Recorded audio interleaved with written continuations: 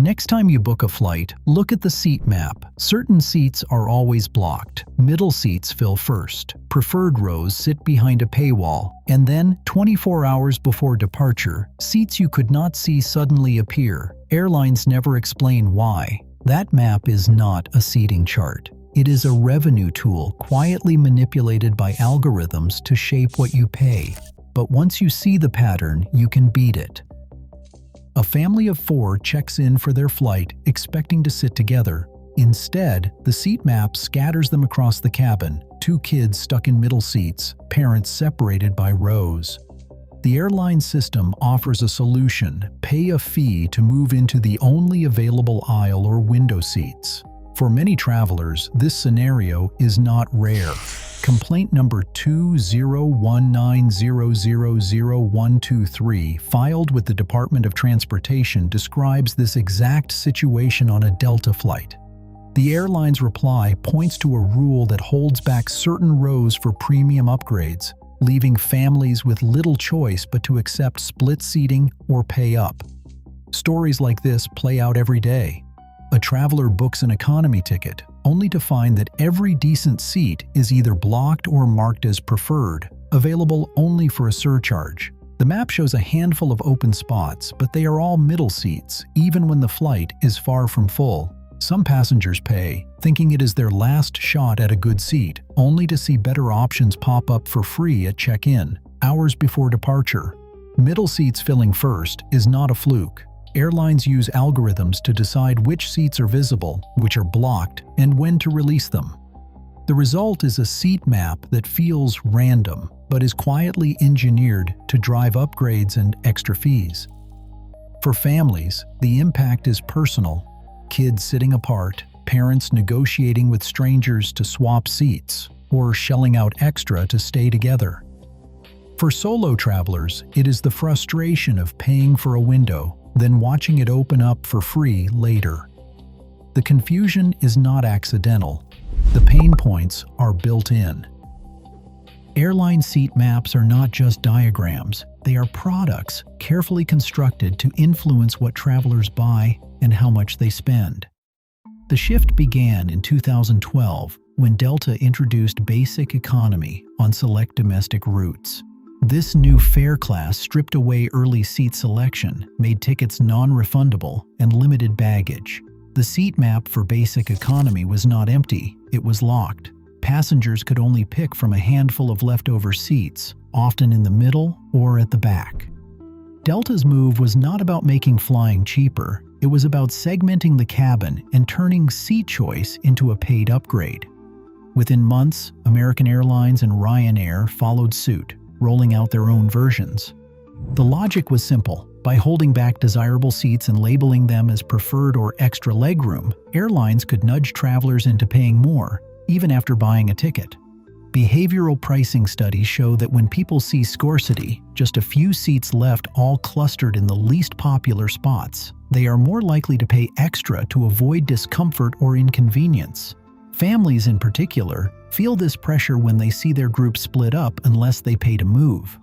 Product teams inside the airlines design these maps using psychological levers. By making the standard seat map look bleak for basic economy, they create an upsell path to standard economy, where more seats are visible and seat selection is included. The result is a system that maximizes revenue by shaping perception, not just by selling tickets. The seat map becomes a tool for steering choices, not a neutral display of what is left. Rows of empty seats do not just appear by chance. Behind every seat map, a team of revenue managers is quietly pulling levers, deciding which seats will stay hidden, which will be released, and exactly when. This is not about luck or last-minute cancellations. It is a controlled process, designed to keep travelers guessing and maximize what each seat can earn. Most airlines use a timed release system.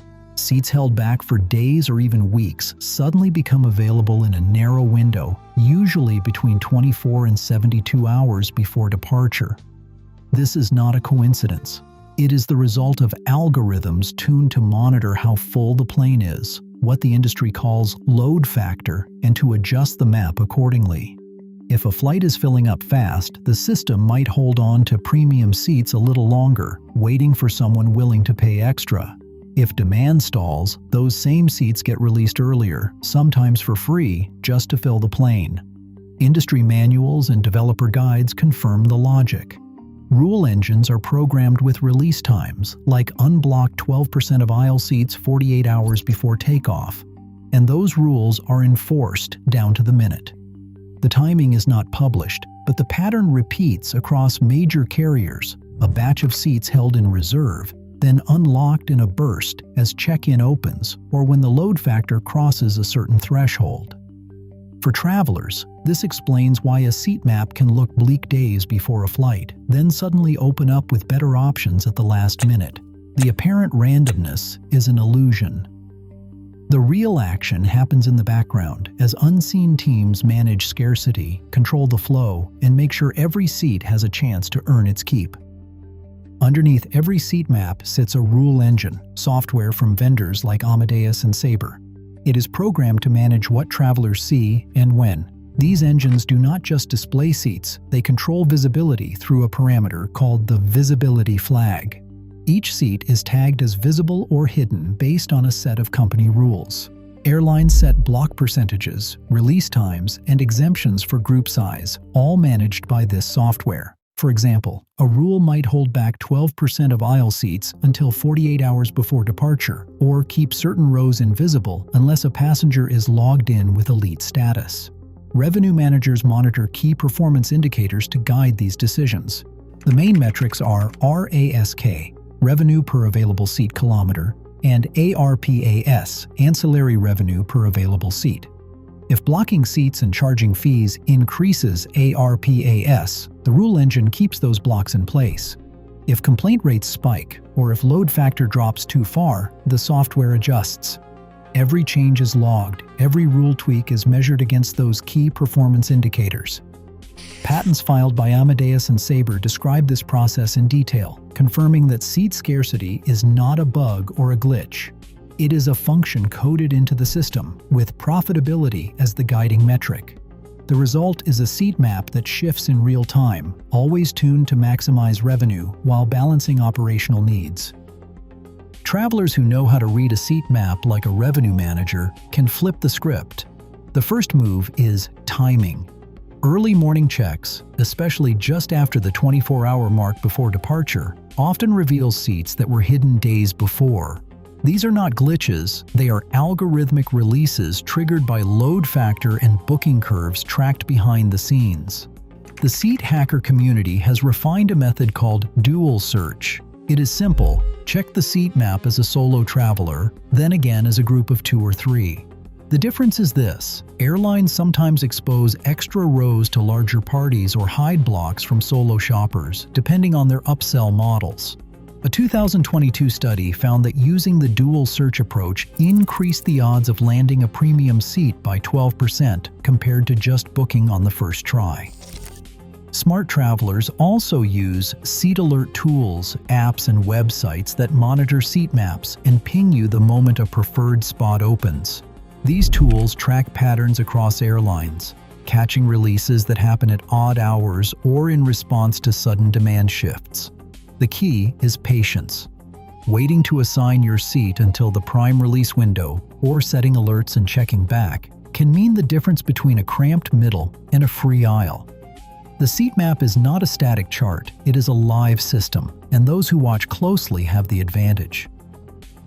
Patterns in airline seat maps are not just theory, they show up in real data, flight after flight. On major U.S. carriers, exit row and bulkhead seats are almost always locked down until a narrow window, usually 24 to 48 hours before departure. In a 6-month analysis of over 1 million seat map snapshots, 93% of flights saw these premium spots switch from unavailable to selectable in that exact time frame. The release is sudden, not gradual. It is a deliberate move, programmed to catch last-minute buyers willing to pay extra or to fill the plane right before takeoff. Elite status changes the game entirely. Passengers with higher loyalty tiers see a different seat map from the start, with more rows open and premium seats visible days before anyone else. A side-by-side audit on Delta and United flights showed that elite members could pick exit row or front cabin seats up to 72 hours in advance, while basic economy travelers saw nothing but grayed-out boxes until the final day. This is not a glitch or a perk by accident. The system reads your profile and unlocks inventory based on your status. These patterns are confirmed by both academic studies and real-world booking experiments. The timing of seat releases, the split between elite and non-elite maps, these are not random quirks, but coded strategies that airlines use to maximize both revenue and loyalty. For travelers, recognizing these patterns is the first step in turning the seat map from a source of frustration into a tool you can read and use to your advantage. Every seat map is an active negotiation between your choices and the airline's algorithms. As dynamic pricing grows more precise, informed travelers shape the outcome, not just accept it. In a system built on scarcity, knowledge is leverage. Next time you book, the map is your move.